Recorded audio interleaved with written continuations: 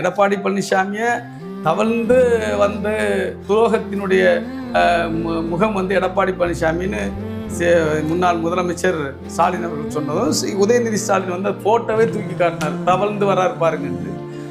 அதே போல் வந்து அதிமுக திமுக மீது அந்த ஆட்சியின் மீது வைத்த அத்தனை குற்றச்சாட்டுகள், இவங்க 2 பேரும் ஒன்று சேர்றாங்கன்னா அப்போ உங்களோட பொது எதிரி யாரு? மக்களா? இது கேள்வி. ஏன்னா மக்கள் தான் விஜயை தேர்ந்தெடுத்துருக்காங்க. அப்போ தமிழ்நாட்டு மக்கள் உங்களுக்கு பொது எதிரியா? மக்களை திட்டாங்களே தொடர்.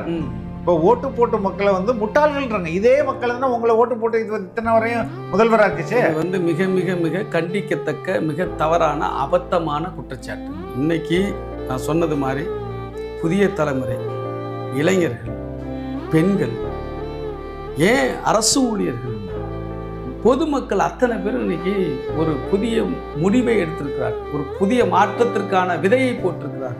ஏன் அதை வந்து மலரவே வச்சுட்டாங்க, உருவாக்கிட்டாங்க. அதை ஏற்றுக்க மறுத்து இதை வந்து இது வந்து தெரியாமல் பண்ணிட்டாங்க, ரசிக மனப்பான்மை பண்ணிட்டாங்க என்று சொல்வதெல்லாம் கொச்சைப்படுத்துகிற வேலை அது.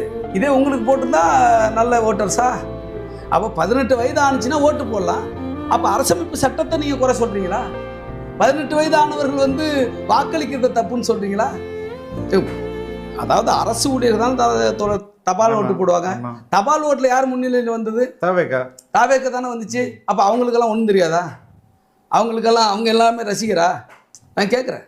அப்போ முழுக்க முழுக்க மக்களை வந்து உதாசீனப்படுத்துகிற, மக்கள் தீர்ப்பை அவமதிக்கிற வார்த்தைகள் தான் இவை கண்டிக்கத்தக்கது. உண்மையில் தாவேக்கா கொஞ்சம் அட்ஜஸ்ட் பண்ணி பிஜேபி கிட்ட கொஞ்சம் லைட்டாக ஏங்க ஒன்றும் பிரச்சனை இல்லைங்க, நாங்கள் வில் பேக் யூ அப் அப்படின்னு சொன்னா இன்னைக்கு தாவேக்கா தலைவர் வந்து முதல்வர் சொன்னார்.